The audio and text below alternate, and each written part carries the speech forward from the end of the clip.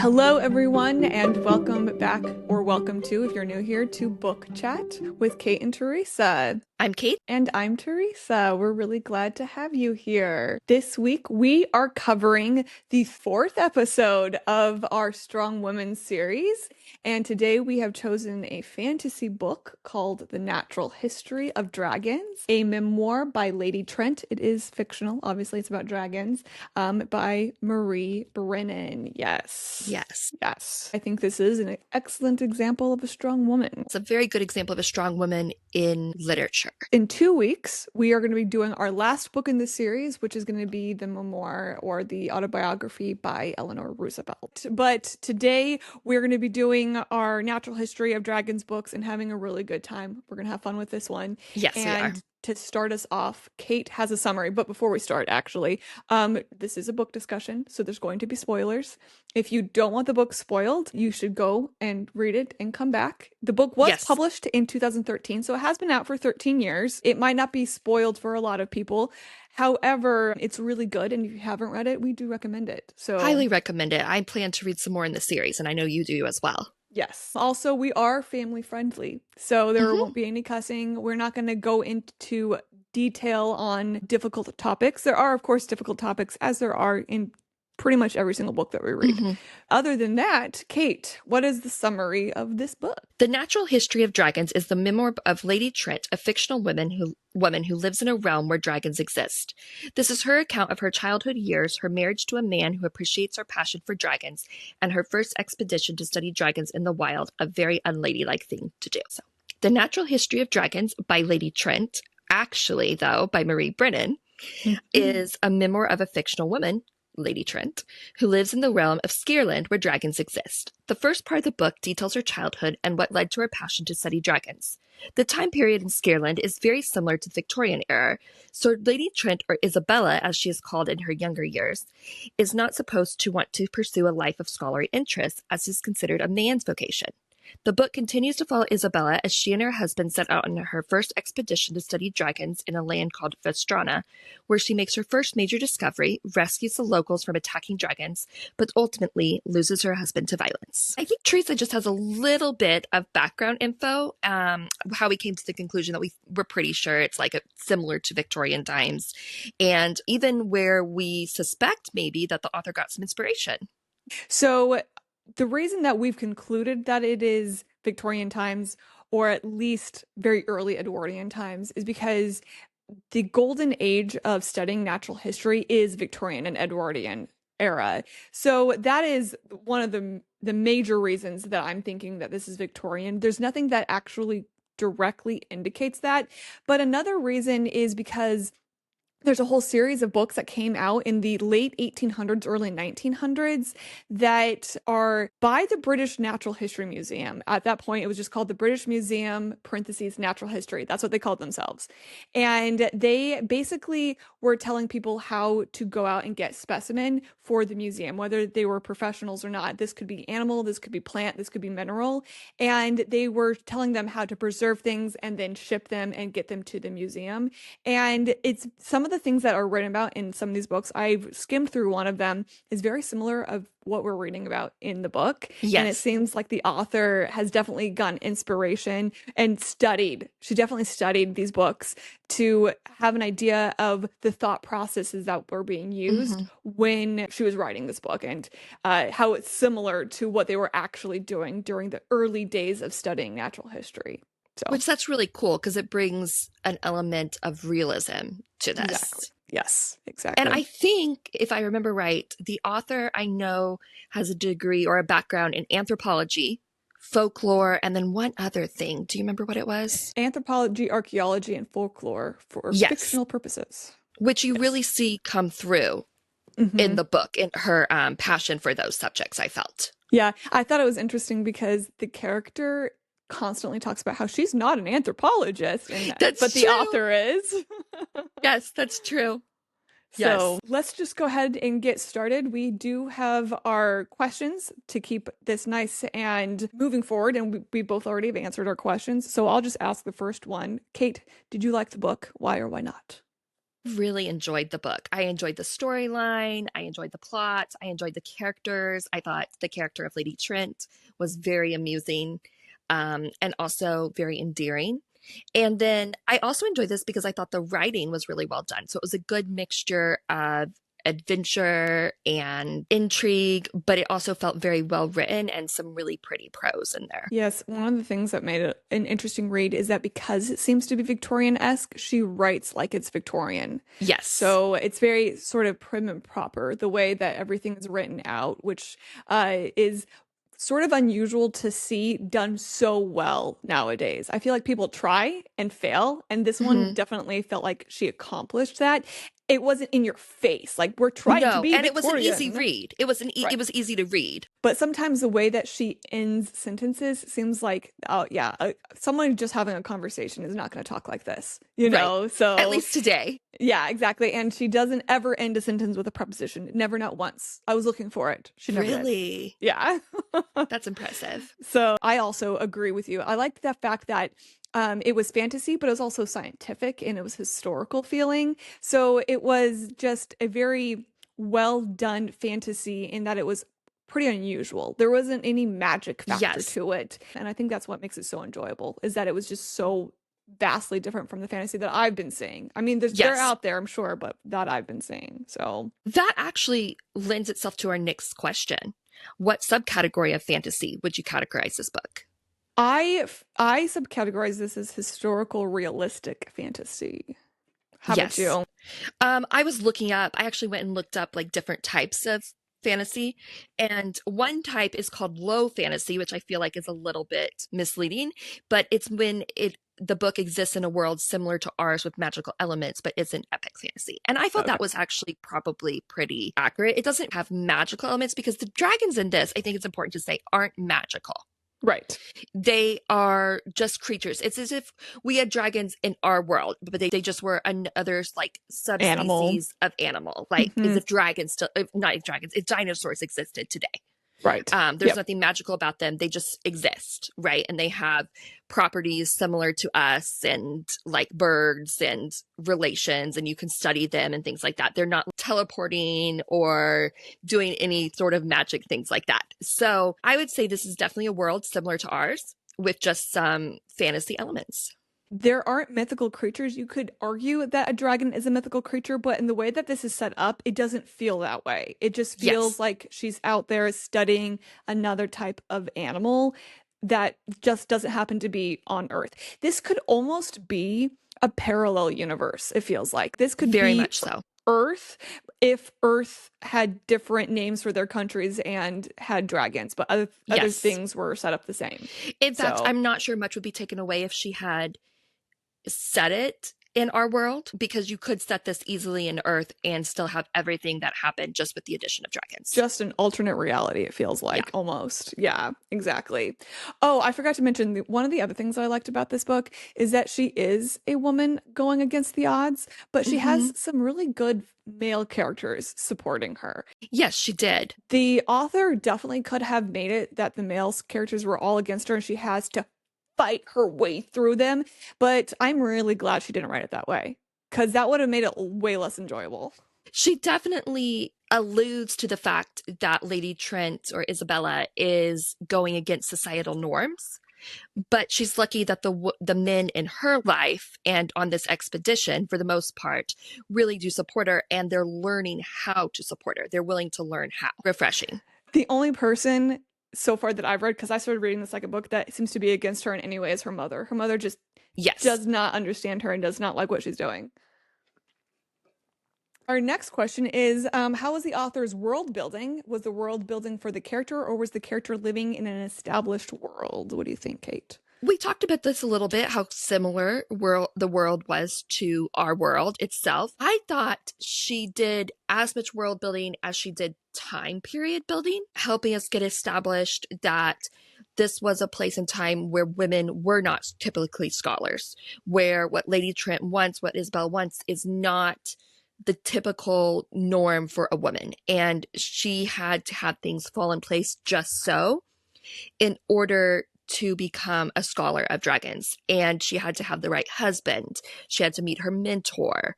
She had to do all of this, and she had to really follow her passions and be very determined Right. to go on an expedition and to study dragons, because it was not considered proper. Other than that, I thought the world was very believable. It so strongly mimicked ours. It was easy to understand. It was very quickly established that I thought it was a very similar time to Victorian times. There's some mention of colonialism and some just old-fashioned worldviews that also felt realistic, but I appreciated that Lady Trent is, even as she's writing of these views, she's recognizing her flaws within them. I thought that was a really cool thing. I also thought the world building was done really well. I want to preface this that I thought that the world building was done well. However, I feel like in some ways it's a cheat. The author already has a blueprint. It's very Victorian, and she's basing everything off of history, things that we know about Victorian society and the way that women fit into that society. It was already mapped out for her. However, it also made it easy for us as readers to follow because we're also familiar with that history, so we can easily identify what's going on because we know what has happened in our past, especially in the Western world that we live in England and in America. So because this seems to be set up to be very similar to England, and then they travel to a place that I would say was similar to Russia. Yeah, a Russian like peasant village. She talks about, it's really cold, and then the person that runs this area is a czar. I don't want to say cheat in a bad way that she used this blueprint, but I do think that helped that she didn't have to actually do all that much world building because we're already so familiar with it that it was unnecessary. Yes. And like we said, it could have existed in our world. And then I would have even said there was some historical fiction elements if it had been in our world. Yeah. Yeah. I would not have liked that.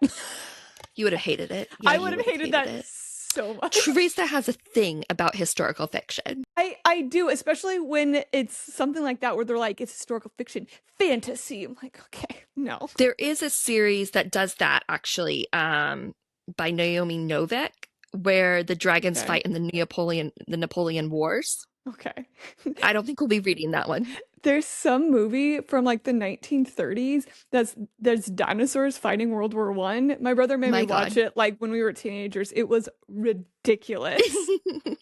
Anyways. So I'm guessing you didn't like Abraham Lincoln, like Vampire Hunter or whatever that movie was? No, I didn't see that, but I did read, oh man, what was that? It was like Pride and Prejudice and Zombies, and that one was funny.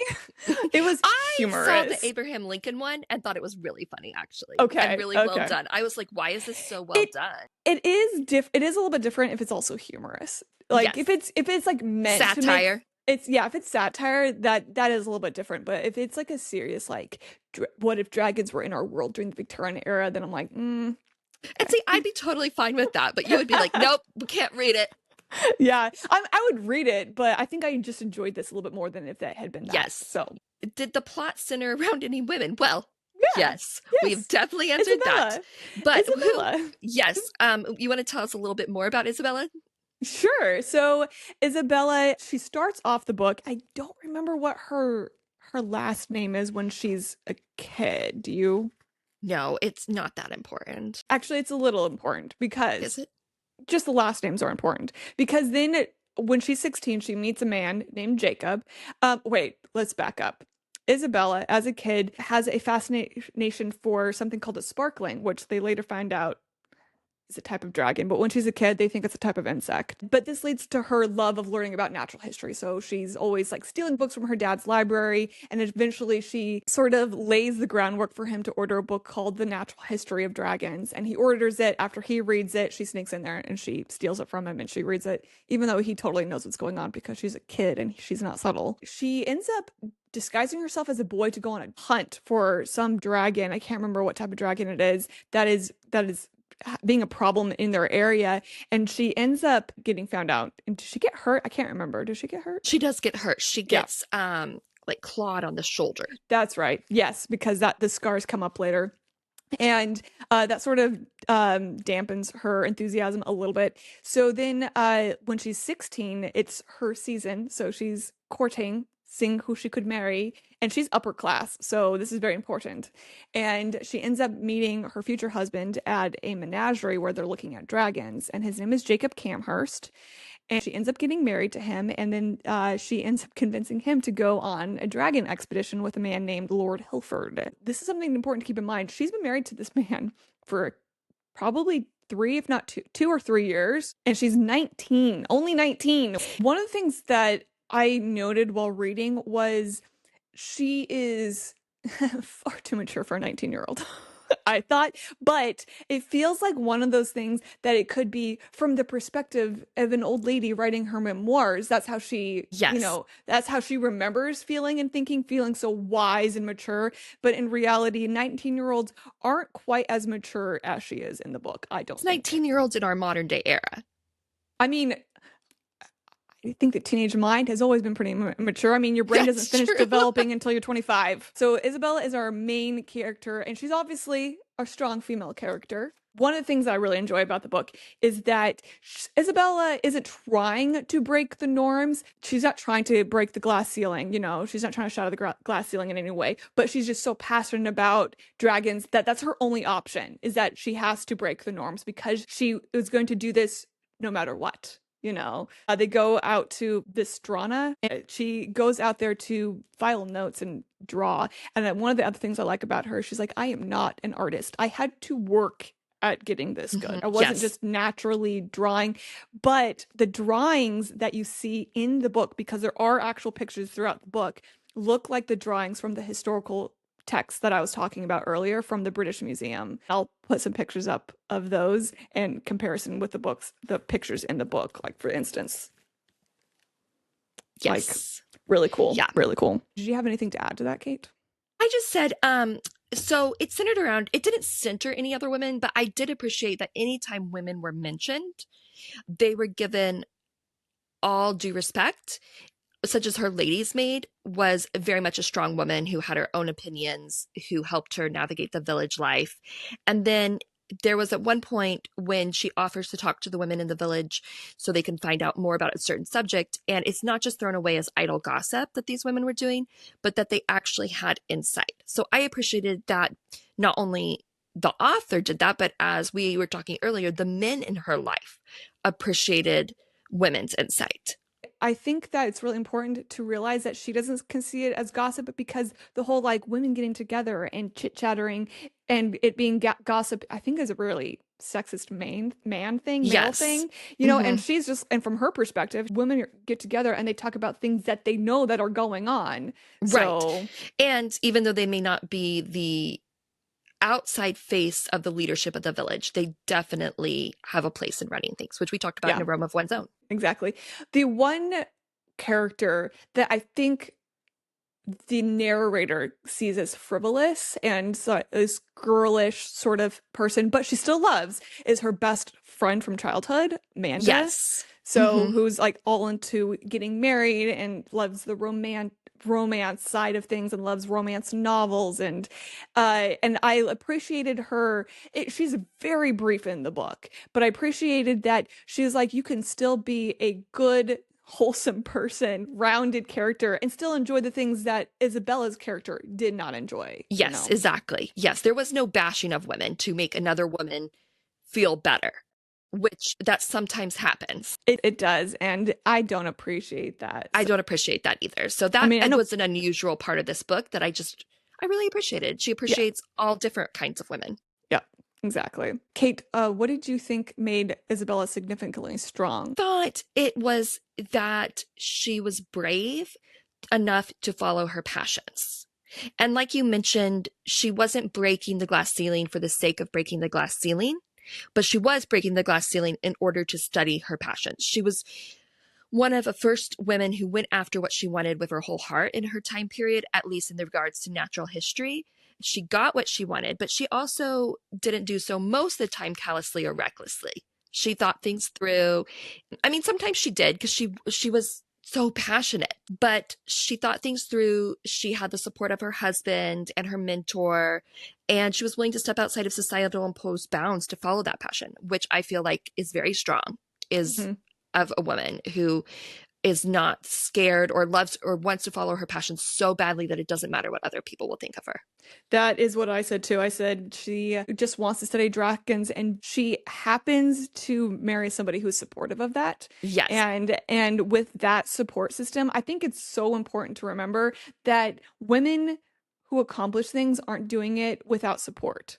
And that's true of anybody. That's true of anybody. I like that the author gave her this really strong support system in her husband. And once she has that, because she stopped studying dragons for 2 years before she meets him because she doesn't have any support system at Mm-hmm. home. And then she gets her husband, and now she does, and now nothing can stop her. And I think Yes. that's so fantastic. There's a very funny, I thought, line in there where he goes, "You married me for my library? You're marrying me for my library?" And she's Yeah. basically like, Yep. kind of, yeah, I am. Yeah. I am. And And he they're was okay with that because he loved her, yeah, or at least felt enormous respect towards her. yeah, when they get married, they're not in love. They're just getting married because they have a respect for each other, they're friends, and that's what's expected. It's a good marriage for their Match. families. Yeah, it's Yeah, a good match for their families. they do fall in love, but this is not a love story. It's not passionate. So you're not watching them really fall in love. You just know that they are, basically, Right. throughout And the book. Isabella, Lady Trent, discusses this in hindsight as she's writing her memoir about how their love was not one of great romance and passion of love stories, but it was one of mutual respect, of friendship, on the foundations of friendship. And I really, really enjoyed that aspect of it. And shared passions. Yes, I I think that's really also enjoyed, important. yes, shared passions. I really enjoyed that aspect of it because you got the sense that they were first and foremost friends Mm-hmm. who Always respected one another, important. who came to probably love each other. Right. Yeah. I always say that a marriage, you should be friends first, lovers second. She Just saying. does. She Yep. does say that. As a single person, she does tell me this. I'm just saying you need to be friends first before you can start feeling the passion. Did the author give the main character any flaws? She had a few flaws. One of them is her one-track mind, and older Lady Trent writing this as a memoir really recognizes this in her younger self, where she doesn't seem to know what the heck is going on around her if it doesn't involve the dragons. So that is both a flaw, but something that I could personally relate to. Yes. So So maybe some neurodivergence on Lady Trent's part. one of the other things is that she is pretty elitist at times. Like Mhm. she just expects Dagmyra, her maid that she gets when they get to Vestrana, just to be her lady's maid, and then she's like, I didn't train her well. I should have trained her better to be an actual lady's maid. And this woman doesn't know Isabella's culture. Like that's ridiculous. And then she kind of looks down her nose at the villagers a little bit, not a whole lot, but a bit for a while there. She's bored. So I thought that was one of them. And then one of the other things that this isn't a flaw, but I was really confused by it because she keeps talking about how she's not really a religious person, but then there are times where she's talking about following the religion and then she's not religious. And I was like, there was wild inconsistency. Is she religious or not? And I did not follow that at all. And I don't think it was written My very well. interpretation of that, and it probably was not clear, was that she was not religious in the sense that she believed in But it. she talks But about going to Sabbath. yes, but the and norm in that time was everybody went to Sabbath. right. And then later in the next book, she talks about how she's religious, but she's not that religious. Like, so I was really confused. And then she's sort of negative about other people's beliefs when it comes to the people in the village that they're Mhm. in. She doesn't really respect them the way that she probably should. She knows that she's not doing a good job respecting the religion. Yes. So And she gives the impression, writing the memoir, looking back, that she learns from these experiences. right. And she kind of loses that colonialism attitude and she regrets that she didn't respect the villagers. Right. But she chalks it up to youth and inexperience and being scared of how people might perceive her. So I appreciated that. I said she could be ignorant and sometimes cruel in the ignorance. Right. Not on purpose, but in the ignorance. And sometimes she was a little bit cruel to their travel companion, Lord Wilker, who was a self-made man versus someone who's born into nobility. I don't think he's Lord. I think he's just Mr. Wilker. He's not a Okay, lord Mr. because Wilker. Oh, yes. you'd have to Because be he born wasn't into born it. into the nobility. Yes. Yeah. So Mr. Wilker, she could be a little bit cruel at times, but she reflects that maybe she was cruel. And you can see her softening also towards the end of the book, Hmm. where she's reflecting on all her experiences and saying, well, maybe that I I don't know everything and that I'm treating these people disrespectfully. So Right. I appreciated that she had these flaws. The author didn't try and make her a perfect character, but she's also willing to, in hindsight, admit them. The older version of Isabella, Lady Trent, does a good job of being like, I don't think I really truly 100% learned these until Mhm. much later. Not while I was there, but years later when I'm reflecting and when I'm writing these other books that she's like, don't read them because they're all so bad. Like, Yes, I love that. She'd be like, go and read my book for the illustration. Go and read this book for some of my views, but don't like take it to heart because it was pretty funny. She'd be promoting her books, but then the next sentence she'd be like, but actually, yeah. it's kind of trash. Yeah, and some of them she was like, don't even read this book. Like Yeah, don't look at my illustrations because they're they're so bad. fanciful. They're Yeah, not true to the actual ruins that we went and yeah, saw. So yeah. Yeah, I thought that was pretty funny. But also you're kind of right though. She definitely walks into Vistrana with this colonial attitude, sort of how the British ran their empire for years yes, and years, like in India. So, and she definitely has the we're the superior culture for a little definitely. bit. So, Yeah, especially, okay, and I don't blame her for this, but especially when it came to the bathing, like I was like, what? yes. They bathed her in this very cold river to strip her of so-called demonic influences, and But she was like, "Oh God, no, I but can't." their regular bathing is just sweating it out in the sauna and then That was scraping so out this. gross to And me. I was like, no, that's not clean. I'd be bathing in the river even if it was cold. Yeah, yeah. Well, one of the things that I absolutely did not relate to was she prefers the hot weather to the Me cold, and I was too. like, no, I'd rather be with the cold. Yeah, me too. I was like, ew, all that sweating. Yeah, Gross. yeah, yeah. And because then she doesn't like the cold water, and I was like, I would prefer the cold water to a hot desert. Me Like, too. oh, I thought a sauna. Well, no, I thank you. know, I know that's not clean. It feels like you're just getting dirtier and probably smellier. Rape the dirt off. I thought that was weird. It was such a very weird, specific detail too. Probably a little unnecessary on the author's part. Like you could have just given them hot Yeah. baths. And Yeah. then, I think the only reason they did it was because there's a incident in the book where like she's kind of stalked while she's in the sauna. yeah, yeah, yeah. But I mean, like you could have done like hot baths, like a shared hot bath, like Right. the Romans did. But yeah, she was like Maybe it was to very emphasize the specific. difference in culture. Yeah, I think that was a big part of it. So, because the author, as we mentioned, does study anthropology, so she wants the contrast so you get a better idea. But whew, gross. All right, Kate, did the book have a gripping beginning? I thought so. I was immediately intrigued by the beginning of the book. She talks about catching a sparkling, which we mentioned are basically like mini dragons, although at the time they thought they were insects. And she learned how to preserve it in vinegar, which is a little bit of foreshadowing for what she learns as an adult, how Hmm. to preserve dragons. It's one of the things they discover through someone else's work. But I was immediately intrigued because I could tell she wasn't a normal child or a normal girl child. And in the first couple chapters, I liked that we got to see her background and her time as a child. And it didn't bore me as sometimes that would, maybe. But it was very interesting. You could see her headstrongness, but also her desire to fit in with her family. And I thought it was really well done. I was very intrigued. I loved the humor right away. Mm. Because it's very funny when Lady Trent is looking back, she makes some, overhead remarks. I was a little bored in the middle, but felt the last half moved very quickly.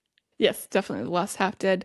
That's so funny because that's when they're doing their scientific research, and I was like, ooh, Yes, and I was like, Bobbin, yeah, Bobbin, get yeah. me some relationship drama. No, I don't see. I'm not there for that. I thought the beginning was gripping because I I felt like I related to her younger her so much with her Yes. reading and everything like that.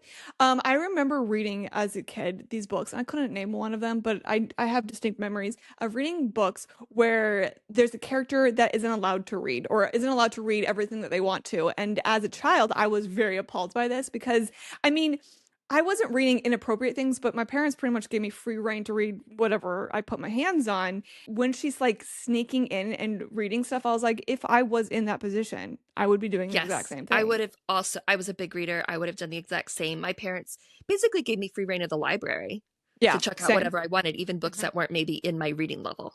Right. Yeah.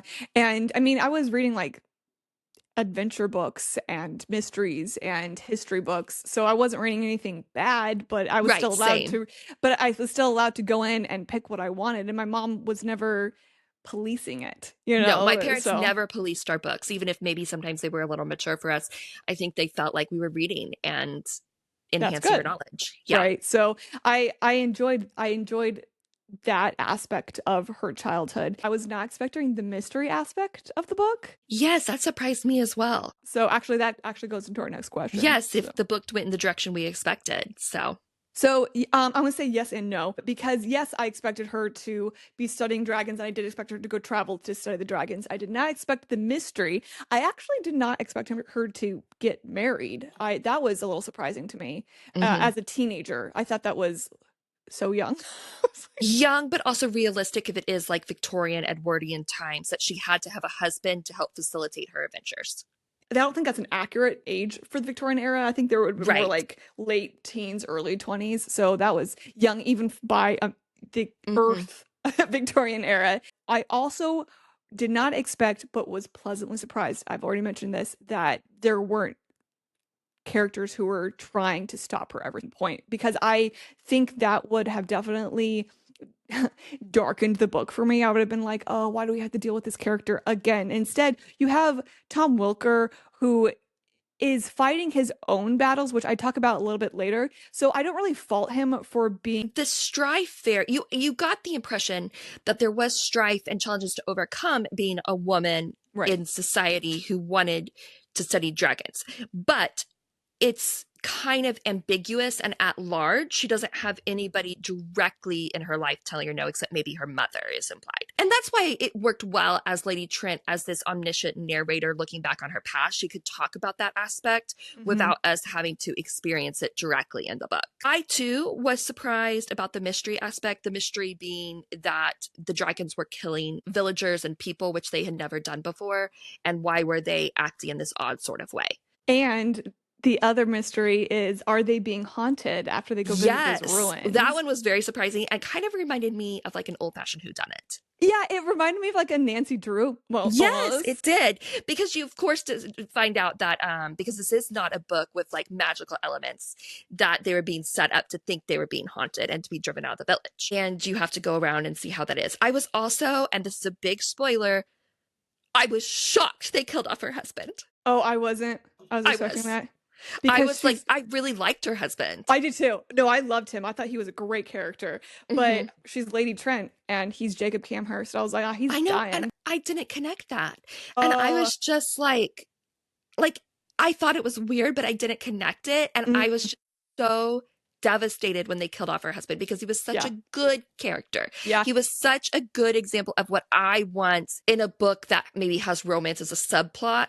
It's what I want in like a a good, good strong role. I male mean, yeah, character. yeah, yeah. Um, I absolutely agree. I knew I didn't know if he was going to die in this book, but I figured he would probably die in this book, and I knew it couldn't be by a dragon because if it mhm. was by a dragon, that would dampen her feelings towards dragons. So I was Yes. like, I was really disappointed because at first I was like, oh, he's gonna die, and then the more they got along, and I was like, oh no, he's gonna die. Oh no. Yes, which is how I felt when he did die. I was like, what? I was expecting it, but I was not happy about it. So. Yeah. Oh. But I mean, her strength at continuing on, and she had a child after his death, and then you leave the book knowing she's going to continue her study of dragons. Now, this actually does lead into our next question, which is, were the parts of the book that surprised you? What other parts of the book surprised you? So they find out that dragons have dragon graveyards, similar to Mm-hmm. elephant graveyards. Mm-hmm. And I wasn't exactly surprised necessarily, but I thought that was a really great detail. The comparison to elephants maybe surprised me a little bit because, we're in this alternate world. So that was really cool. I also had not connected the fact that dragons were going to be seen as a source of income Yeah, and a right. source of smuggling because Mm. their bones are so strong they could replace iron. So, and if they just had to learn how to preserve them, which they do find out how to do in this book. And I had not connected that. So that was a little bit of a surprise for me. Right. What about you?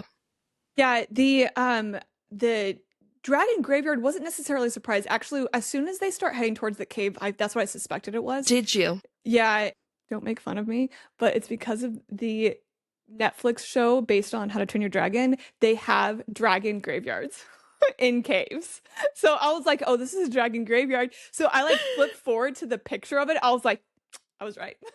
Oh my God, Teresa. Yeah, I know. I know. And it could have been That's something actually really funny. that it could have been totally something absolutely different, but I was really Hmm. excited that it was exactly what I expected. That's really funny. Now, one of the things that really surprised me and kind of bothered me, and I think it's going to continue to bother me as I read the series, is that she had a kid. And I'll tell you why. Because she's so focused on being a dragon person, I think that she's going to be a negligent mother until he becomes an adult and can be with her on her Hmm. adventures. And I think that's going to be a point of contention in later books. And I don't think that's a good way to portray motherhood because I think it's bad when you have a character who and actually that is a little bit of a spoiler for the next book. You have a character who can only have a career and can't be a good mother. Like you can have a career and be a good mother, and I think that was a little surprising. That I knew he was gonna die. I did not know she was gonna be pregnant and have a kid. I would agree with that. I was a little disappointed as well because I also would have liked to see her represent women without children being able to do things. We're both childless, but it would be nice to have someone just be interested in following their passions and let that be okay. Yes, see him single, following their passions without children, Yes. and just living their best life and loving it. I think that, I Hmm. mean, I'm married, but that doesn't mean that every character I want to read about should be married. Right. I mean, I think that was a little tiny bit disappointing and a pretty easy trope for the author to fall Yes, into. it felt like a very easy trope because, of course, she finds out she's pregnant after her husband dies. And of course, then she has something of him. And of course, she names her child after him. I mean, Right.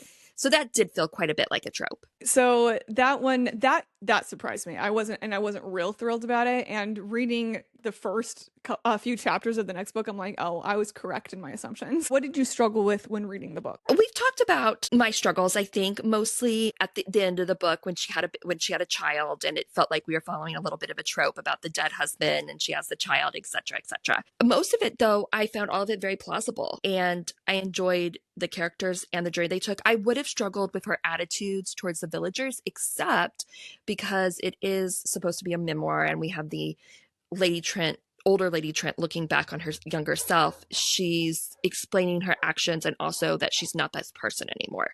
So then would have struggled maybe with some of her flaws and things like that. But as it was, I didn't because you could tell she'd grown and Right. changed and learned. Right. The thing that I struggled with the most in the book is the killing of the dragons. I did not like the killing of the dragons. And like pointed killing of the dragons. If dragons were accidentally dying, that would be one thing. And if it was only from the mystery aspect where these people are specifically Mm-hmm. killing the dragons to preserve their bones for industry to make money, that would be another thing.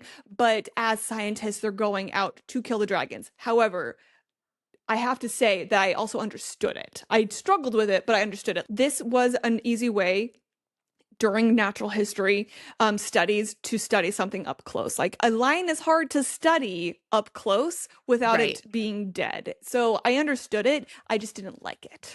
I would agree with that. They didn't have the technology that we do, like to sedate them and to like x-ray them. So they literally had to kill them and skin them to see what was Mhm. inside, which Yes. led to, I mean, invaluable scientific discoveries, but it did feel unnecessary or too much at times, which she even She admits addresses. she addresses that, and she admits people have like seen that. She doesn't understand it, even as an older lady, but she knows that people have problems with it. Pretty much addresses it by saying like this is how this is how we could deal with it because we only had our guns and our feet. So we're Mm-hmm. running after them and shooting them. That was probably the thing that I struggled with the most in the book was with the treatment of the dragons. And it was especially hard to realize later that the dragons are attacking people because they're being shot. So Yes. they have these dragons have strong emotions. So it was even harder to find that out after they kill one, and then later during another struggle, another dragon dies. And she kind of alludes to the fact that dragons are become at risk of being extinct or Right. endangered. Yes, she talks about that in the next book too. She's like, if we use them for industry, they Mm-hmm. could become extinct. And it kind of is that comparison again with the elephants and the ivory, Yes. where people were hunting them for their ivory, and ivory was just decorative. I don't even think it served any purpose. I We mean, like have a piano very, keys. very old set of dominoes that is made out of Okay. ivory. And Hmm. like you could have made those out of anything. Right. Yeah, exactly. Exactly. And I mean, the same goes with like piano keys. I know, but piano keys can be made with wood and, Hmm. they're using ivory. And I think it was a status symbol, but it Yes, just kind of felt similar to that with the dragons, where did. like you can still have industry, but you can use something else other Yes. than the dragon Iron. bones. Yeah. Yeah. Now they do talk about the irons depleting, which is why dragon bones would be good, is because they're stronger than wood, lighter than steel, it said. And dragons reproduce. So you could potentially have an endless supply of this material Hmm. if done correctly. But she is of the mind that it's not going to be done correctly and hasn't been done correctly so far. So we're depleting the dragon population, and who knows what the ramifications of that could be. Right. Did you have any parts that you'd return to again and again? Yeah, I actually would return to um the parts when there's actually two scenes. This is going to sound so crazy. The one scene is before or right or maybe during the time when they go out to hunt the first dragon. She has this beautiful scene with Jacob. They have this great conversation, and it was so sweet. And he's so loving and supportive of her. And he realizes, and he's always realizes, but he is acknowledging that he doesn't want to change her. He doesn't want to take away her passions. He wants to be there and be a good husband. And he also recognizes that people are going to see him as a bad husband, but he can't do that to her. He will be a bad husband in the eyes of society if he's a good husband to Isabella. And I loved that Right. scene. Yes.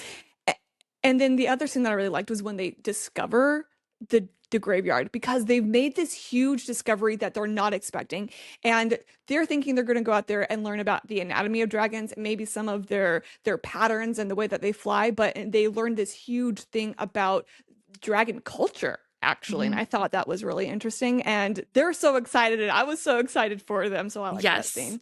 So how I about you? had I had very similar answers. I would Really? return a little bit to her growing up years because I enjoyed that part. And then I also wrote about when her conversations with Jacob, when they're getting to know each other and realizing that he loves her and she's beginning to realize her feelings for him are deeper than what she thought. Right. They're more than friends, and that she appreciates his respect of her, but she also appreciates that he wants to care for her and take care of her because he loves her. Right. So I would return to a lot of those scenes. And then I also had when they discovered the dragon graveyard, That's really because funny. it is funny. I love that it was just them two. Yeah. I thought that And was really cool. and Well, and the guide, yeah, I feel awful forgetting about him, but Ilvis, it yeah. wasn't the entire expedition. It was just her and her husband had this moment of scientific discovery, which really bonded them, I think.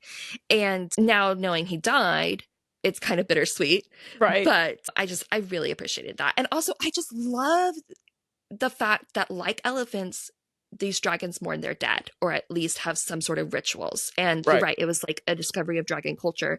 It didn't end up being part of their anatomy or thing, but what came most out of their expedition that for the public was that dragons mourn their dead. And I thought that was Right. really cool. It did kind of remind me of birds. I know birds will mourn their dead, or that one orca who carried Yes, her her baby baby calf. for weeks, I think it was. And then Yes. It's heartbreaking. when she needed rest or to eat, the other whales in her pod would take over carrying the baby. Yeah. And I think that it is cool that the author gave this element to the dragons. Yes, Like, I agree.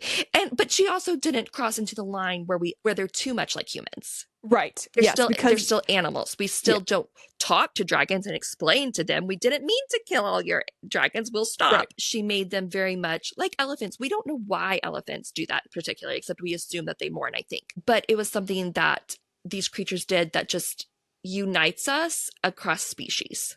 Everyone can understand mourning somebody, losing somebody. All right. Did you connect to any of the characters and why? We talked about this a little again, but I did feel a connection with Lady Trent. I related to her love of reading, her desire to read no matter what, if she got in trouble as a child, her closeness with her brother who like aided her in reading. And I related to her struggle with the constraints of society because sometimes I too am frustrated with like societal imposed expectations on me, Mm-hmm. especially as a single woman who doesn't have children and societal expectations of that. I also related with her love for another creature other than Okay. humans, Right. even though Yes. I would never skin a dog to discover like what's going on. I related to her obsession with a creature other than humans. And I also related to with her desire she just wanted to learn. I Yeah. like to learn too. That's why I related to her because she loves the research and the learning. I'm all about the research and the learning. Yes, you are. And she's pretty impulsive. I relate to that to a point. There are some times where she Mm-hmm. does impulsive things where granted, I'm 34, I would stop and like think about it first before I would run off and follow somebody who had a lover at their door to figure out who this person is and Oh where my they're coming God. from. And then, she's kidnapped by smugglers when she does this. So that I could relate to in some of her impulsiveness. I can relate to some of it I could not relate to. And Right. the other thing that I struggled to relate to was her elitism. Like Yes, same. I hope I don't come across as elitist ever. And there were times where even older Isabella seemed to be okay with the elitism because Mm-hmm. that's the world that she grew up in and Right. that's the class that she came from. Yes. So I did struggle with that, but I did relate to her having these passions, and I wish I could relate to the way that she runs out and just goes for them. Like that was a lot of fun to read about, and I'd like to be Yes. that person, but I know that I'm not in a lot of Same. ways, you know. I too am not that person, but I admired it in the character. How did you feel that characters reacted to different problems they face? I thought that actually all of them reacted pretty naturally to the problems Mm-hmm. that they faced. I thought that I'll just go down my list. I'll talk about Jacob. Whenever there's a problem, his first reaction, and I loved this, was that his first thought was, how do I protect my wife without trampling on her freedoms? I want to tackle this head on and realize that she's also a strong woman, but I also want to be a good husband. So that was Jacob's reaction to problems. I thought that Lord Helford, the man who is funding this expedition, who's the head of the expedition, and there's only 4 people on this expedition, just to be clear, he had exactly what I expect, like a little old man to have. He was just like, oh, bollocks Mm-hmm. about things. Yep. But he's kind of level-headed, I thought. He never overreacts to things, and he is still that scientist where he's let's figure out how we're gonna tackle this problem. We're not gonna just impulsively do something that we're gonna regret later. So I thought that was good and made He's sense for his character. level-headed and he's also pretty open-minded He for the is. time period. Yeah, that's why Isabella's on the expedition, is because he's open-minded enough to have a woman come along. At first, he's like, are you sure? This is Right. gonna be rough. And he's right. It was really rough. And then Tom Wilford, I thought his reactions to things were pretty spot on for somebody that was like him. So he's very Mm-hmm. emotional, I thought. He is an interesting character because he's also fighting societal norms. Was looking at when problems are coming up between just coming up, his first reaction is to be mean to Isabella. And Mm-hmm. I think that's partly because he is also trying to fight societal norms. And now it feels like he's competing with somebody else who's also fighting societal Yes. norms. So his reaction is to put her down because that way no one's looking at him as the problem. What if people look at me as the problem because I'm not somebody of class and society, blah, blah, blah. So I thought his reactions to things were pretty normal. When Jacob dies, Isabella and Wilford just put their differences aside, and they're is it Wilford? Am I saying that right? That's Um, not right because it's Hilford. Wilker. Wilker. Wilker. Tom Wilker. I knew that was wrong. As because I was like, it's not Hilford and Wilford. Why the Alfred? Whoops. Anyways, Wilker. They put their differences aside. Even Isabella is like, there are some things that are bigger than our little tiffs, and that follows through into the next book. So they're friends later on. And then, of course, there's Isabella. One of the things that I thought was very realistic for somebody with her mind is that when there is a problem, she flings herself into work. Like Jacob dies, and her coping is to problem solve. So they're in a mess, they're in these ruins, and people are chasing them, and she's trying to figure out how to fix the problem. And so I thought that was also very, very realistic. Agree. That would not be my reaction. I'm afraid I would crumble into pieces, but it is a lot of people's reaction. Yeah, that would be my reaction. I mean, I've definitely had points in my life where working felt much better than dealing with the emotions. Yeah, I could relate to it. But how about you? Would Characters' reaction were very genuine, especially knowing their background and the society they had grown up in, or as much as we knew about it. Even though I thought Lady Trent's reactions, Isabella's reactions, were at times unwise or foolish, they were at least understandable and very in line for who we knew her to be, and who we had learned over the course of the book who she was. I thought it helped to have a narrator, that Lady Trent, look back on her life and explain some of why Isabella was taking these actions and things like that, or the outcome of these actions. That helped. But I felt the reactions, they were just very genuine and very much in line with real life characters, real life people's reactions to things, like you were saying about grief. Many people react with grief with throwing themselves into something else right? instead of feeling the emotions. So, and I also felt they were mostly in line with a 19-year-old who is away from home for the first time, who's very indoctrinated in the way she's supposed to behave and the way society expects women to behave. And probably And sheltered. Like yes, she's very probably, sheltered, not yeah. exposed to people of other cultures or backgrounds. So I thought, even though I didn't like her elitism and colonialism, it was explainable because of her background. Right. If you could read the book from a different character's perspective, who would it be? I really don't have anyone. I thought it would not be the same book if it was not done from Lady Trent's perspective. Maybe her husband. Maybe I would like to know a little bit about his depth of feeling for Isabella, but mostly I wouldn't want to read it from another perspective. What about you? I said Tom Wilkard because Mm, he's also fighting societal norms, but just in a different way. Some people might disagree with me on this, but I feel like his struggle is just as hard as Isabella's struggle because of the class system and the way that in Victorian times the class system was set up. It was hard to move yourself out of lower class, middle class to upper class. And that's true in the intellectual world as much as it was in any other area. And so I think it would be interesting to see his point of views. How is he viewing Isabella? Because we know her points of view of him. And also, what did he have to go through to get to where he's at? Because she just says that, he worked his way here, but how? She almost didn't work her way there. right. So And she acknowledges that at one point and thinks he feels resentment towards that. right. And She so had to work her way there through social mechanisms, I felt like. in a way, but she's not studying, she's not taking tests, she's Right. not, It's different. It's proving different. herself academically. She's proving herself through basically manipulating her husband to get them to go on Yes, this which expedition.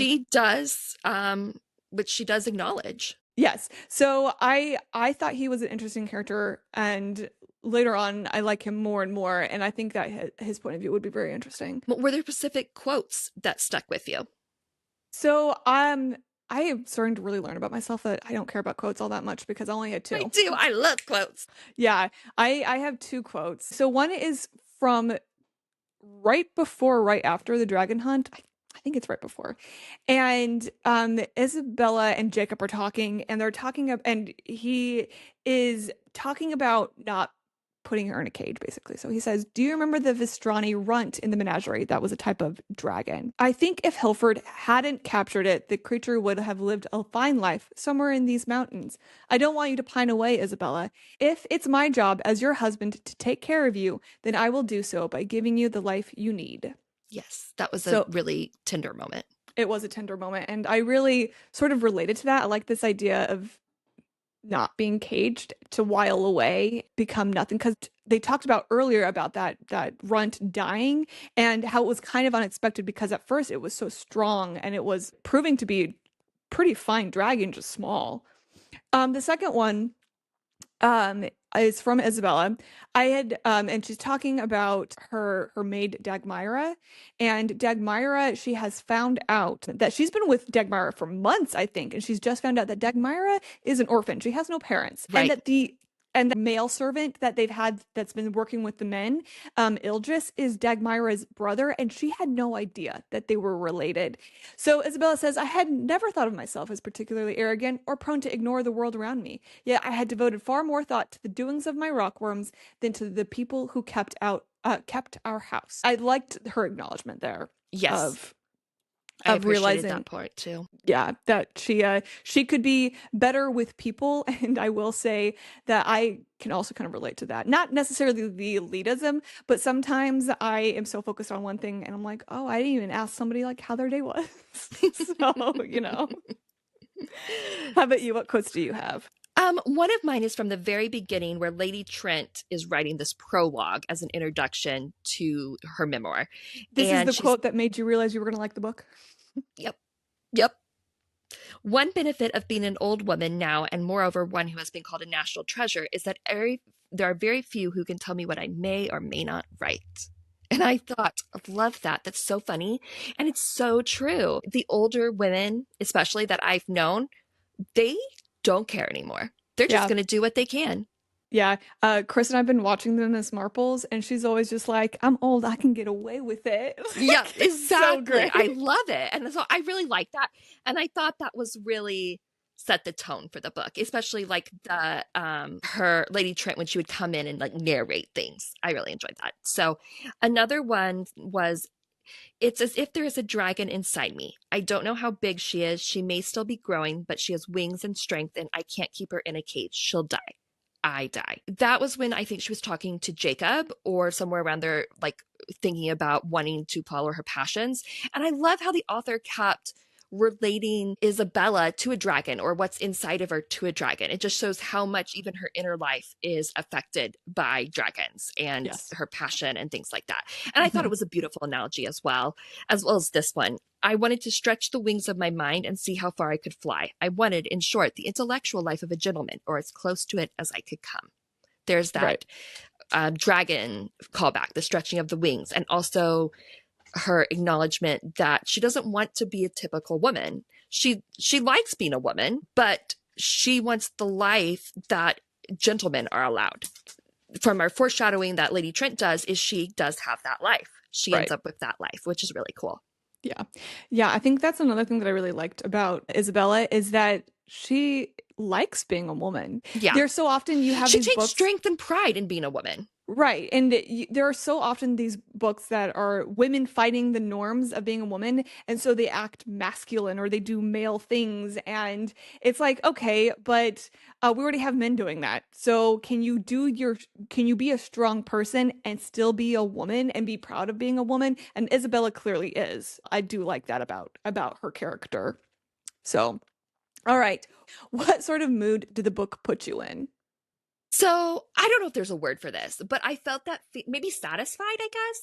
But when I finished the book, I really felt that sort of satisfied feeling that you only feel when you finish a good book, and Okay. you're like Yeah. that like met something in me, like that something I And needed, something I wanted. That really met it. I felt a little bittersweet because Jacob died. I was about to say, and were you a little sad because of Jacob? Yeah, I was sad. I was like, what? He's dead? But mostly I was like very just satisfied because it was a good book. I read a good book. And, you know, sometimes you're on a reading slump and you're not reading good books. So it was nice to meet that. Yeah. Yeah, it's a really good book. For me, it don't don't laugh at me. It was inspirational. I was like, "Oh, I want to go study No, something." that makes so much sense for you. I started going into like the history of people studying natural history. So people really start studying natural history, ancient Egyptians. Hmm. But our modern records go into like the 18th century, where people are going to like the Galapagos Islands and studying the turtles and stuff like that. Hmm. And then, of course, I wanted to look at what the natural history studies were like during this era, which led me to those books from the British Museum. Hmm. And so, and then of course, I also wanted to know like what they learned back then and how it led to what we know now, because I know that we can look at the way that they studied back then and be appalled, because they're not sending over live specimen to these museums. They're killing them, they're skinning them, they're preserving them, and then they're sending them over. And that is devastating to think about, but also it benefited the study of science. Hmm. So Yes. yeah, so it was kind of inspirational for me. I was like, oh, I want to That study. makes sense for you. That makes sense. Do you think you'd like living in this world?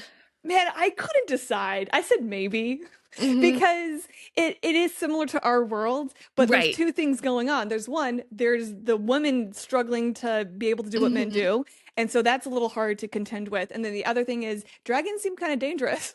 So Right. do I want to live around that? But also I want to live in a world with dragons. Like I want to see a dragon. So Right. I said maybe. How about Yeah. you?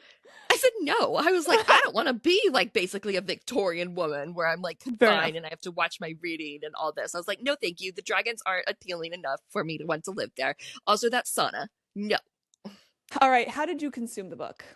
I read the book on my Kindle. Well, that's funny because I thought Father went and picked up the book from you for you from the He did, library. but I chose to read it on my Kindle because I couldn't make notations.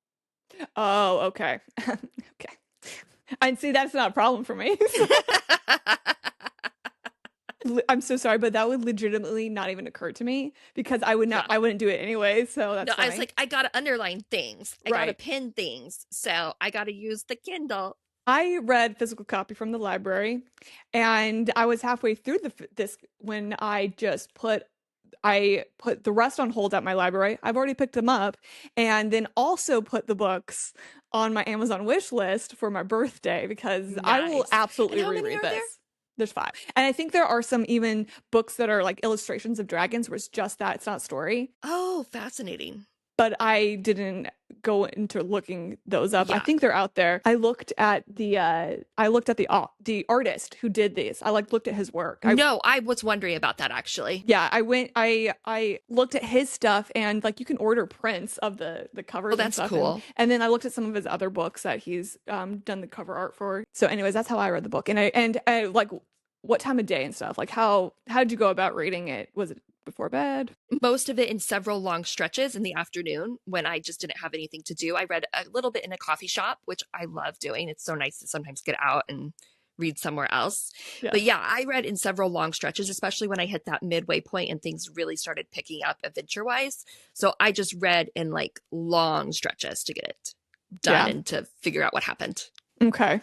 Yeah, I read it last weekend. And I think I finished Monday evening, and I just read it Okay. whenever I got the chance, because as soon as I think I was into to the second chapter, I was like, oh, this is good. So Yeah. I pretty much didn't put it down until I was done, unless I had something that I needed to do. So Teresa, what music gives you the same vibes as this book? the music that I thought of was the song or the track Friendship from How to Train Your Dragon. I wondered if it was going to be a How I Trained Your Dragon for you. I love those soundtracks, and they are really pretty. And Friendship is my favorite track from the first movie. Oh. Fantastic. So, anyways, how about you? So I chose a song by an artist called Paris Paloma. You may have heard of her for Labor. That's probably her most well-known song. But the track I chose is Miyazaka or Miyazaki. I'm not sure, to be Okay. honest. I don't know why it's called that. Okay. I tried to figure it out, but I know it. But there's a line in there where she says, I'm not a violent person, but my work is one exception. I won't let you take it from me. Okay. And I felt that was very reminiscent of Lady Trent, Isabella. Yes. So, Yeah. yes. If someone hasn't read the book yet, what would you tell them that wouldn't spoil the plot? I would say this is a fictional memoir about a woman in a world that is set in a time similar to Victorian times. Oh, the run on sentence. And her desire to become a scholar, which is primarily a man's job. This is what I'm talking about. I will write my notes out. And I'm like, whoa, I did not proofread this. Yeah, It is I bad. read this and I'm like, whoa, that is awful. Mine is similar. I would tell somebody that this is fantasy, but it reads like a historical fiction from our world, Mhm. Victorian our world. So Yes.